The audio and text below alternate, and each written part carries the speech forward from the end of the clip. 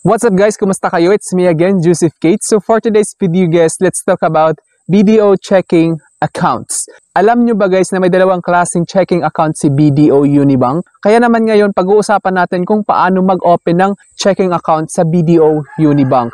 At saka pag-uusapan din natin yung fees and charges, at the same time yung perks and benefits or yung advantages kung ikaw ay may checking account ni BDO Unibank. At saka pag-uusapan din natin guys yung accepted valid IDs kasi of course it's a banking matters, it requires proof of identification para kayo ay ma-approve sa application ninyo sa BDO checking account. At saka pag-uusapan din natin guys kung magkano yung kailangan yung i-provide na pera para sa maintaining balance. Pero bago yun, nais muna kitang imbitahan na mag-subscribe sa YouTube channel ko kung bago ka pa lang kasi marami pa po akong i-share ng mga tutorials, knowledge, and experience of mine in the future. Kaya naman huwag niyong kalimutan mag-subscribe para updated kayo lagi sa mga vlogs na i-upload ko. Yun lang po at sobrang maraming salamat po. So as you can see guys, ayan, checking account. Ang ganda ni ate girl. Parang nagsusulat siya. Ang sosyal, di ba? Checking accounts. Our checking accounts give you the convenience of managing payments while easily monitoring your transactions online. Kasi alam nyo ba guys, yung checking account is pwede din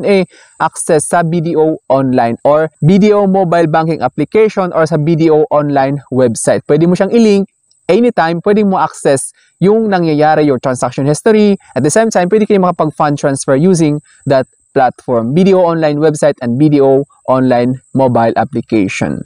So, ayan si ate girl, busy-busy siya. Kapag kayo ay checking account, pwede nyo gawin yung magkano ka. O, eto, 1 million, 2 million, kasi sulat mo lang yung amount, then, yun, share ko lang. Choose from a range of checking accounts to suit your needs. So, kasi alam nyo ba guys, dalawang klaseng checking account meron si BDO. Ito yung peso checking at saka yung smart checking. Pero yung fufokusan natin ngayon guys is yung peso checking account. Next vlog ko na lang yung smart checking. So, as you can see guys, peso checking, pay via checks and enjoy the convenience of a debit card. So, alam niyo ba guys, sa peso checking is pwede rin kayo mag-request ng debit card sa personal account. Pero kung pang business yung checking account niyo, hindi siya pwede kasi applicable lang siya sa personal checking account. Then, ayan, nakikita nyo yung smart checking. So, ito yung isang klaseng checking account ni BDO guys, itong smart checking. A checking account that grows your money with higher fixed interest rates. You can monitor your transactions easily through a statement or passbook. Since peso checking yung pag-uusapan natin ngayon, nandito yung peso checking guys. Peso checking, conveniently manage your bills and other payments with a peso checking account. Why choose peso checking? So ito guys, pag-uusapan natin yung perks and benefits or advantages kapag ikaw ay may peso checking account ni BDO Unibank. Cashless payments, pay using check or debit card. So halimbawa, tulad nga ng sabi ko kanina, halimbawa, magkano ganyan, magkano ka babayaran kita? Parang ganun. Issuean mo siya ng cheque kahit milyon, okay lang. Tapos itong debit card naman ay may limit na amount siya sa itatransact nyo. Pero yung checks, wala. Affordable maintaining balance, open and maintain for as low as 5,000 pesos. So ito yung kailangan yung i-provide guys, worth 5,000 pesos as initial deposit.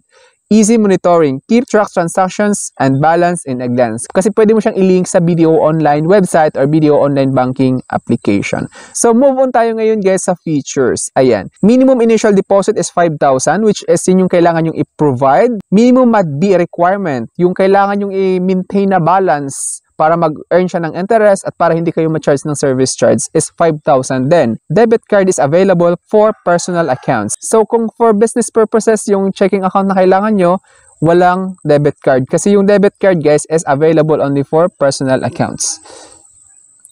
Ngayon, pag-uusapan naman natin guys yung fees and charges. Account closure is 300 pesos. Falling below minimum balance is 300 pesos. So ano nga ba yung ibig sabihin ng account closure na 300 guys? Kapag nag-close yung account nyo 30 days from the opening date, matcha-charge kayo ng 300 pesos. Tapos, falling below minimum balance is 300 pesos. So kapag nag-fall below the required balance which is yung 5,000, matcha-charge kayo ng 300 pesos as service charge. Account dormancy is 30 pesos. Checkbook fees is 250 pesos personal account. 500 pesos for business account. Ngayon, yung personal account na sinasabi ko guys is 250 pesos lang siya which is comes with a debit card. Din yung business account is 500 pesos. Yung SPO application or filing, 200 pesos. So ngayon, pag-uusapan natin ngayon kung paano mag-open ng checking account sa BDO. Pwede siyang online or by branch. Pwede kayo mag-visit sa branch mismo or via online lang. Ngayon, ito, account opening process. via online. Step 1, choose an account and fill out the forms. Step 2 is prepare your requirements, valid ID with your photo and signature, your selfie holding a valid ID with photo and signature, photo of 3 signatures. Sa online ito guys. Step 3 is meet a BDO representative via Zoom video call for account opening evaluation. Step 4 is fund your account and pay for the initial checkbook within 7 days of approval to avoid account closure. So, kailangan nyo bayaran yung checkbook guys, which is sa personal account is 250, sa business account is 500 pesos para hindi siya mag-close. Ngayon, para sa funding options, cardless deposit at any BDO cash deposit machine. So, cash deposit machine guys, sana aware kayo doon, yung kayo mismo yung magta-transact parang DIY. Deposit at any BDO branch for applications outside of the Philippines.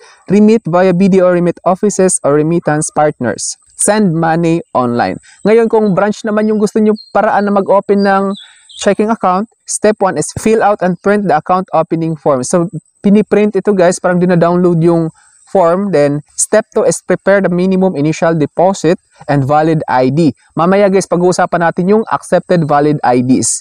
Step 3 is visit the nearest BDO branch.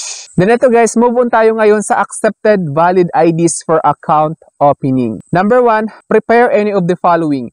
1, passport with English characters, driver's license issued by LTO, Professional Regulations Commission PRC ID, Unified Multipurpose ID, UMID, Social Security System SSS ID, Philippine Identification System or PhilSys ID, School ID for minors, NBI clearance, PNP clearance with dry seal, Philippine Postal ID, Voter's ID, Tax Identification Number or TIN ID, Barangay Certification with dry seal, Government Service and Insurance System, GSIS ID, PhilHealth ID, Senior Citizens ID, Overseas Workers Welfare Administration or OWA ID, Filipino, Overseas Filipino Workers o OFW ID, Siemens Book, Government Office and GOCC ID. Example is yung AFP, HDMF. Certification from the National Council for the welfare of disabled persons with disability, PWD ID issued by National Council on Disability Affairs, DSWD certification, Integrated Bar of the Philippines, IBP ID, company IDs issued by private entities registered with or supervised or regulated other by BSP, SEC or IC. Last is yung pang 26 Maritime Industry Authority Marina ID. So ito guys, one valid ID is acceptable if the ID is passport, driver's license, PRC ID, UMID, SSS ID, PhilSys ID, or school ID for minors. Otherwise, please prepare at least 2 valid IDs from the list. The chosen ID must be original and within the period of validity. So kanina sa nabanggit ko, 26 yon, dapat mag-prepare kayo ng dalawa. Dapat yung i-provide nyo guys is hindi siya expired at original talaga siya. You may be asked to submit additional documents in compliance with bank regulatory requirements. So yun lamang guys, sana may na-share ako. I think that's all for now. It's me again, Joseph Gate. Don't forget to subscribe for more videos. Bye-bye!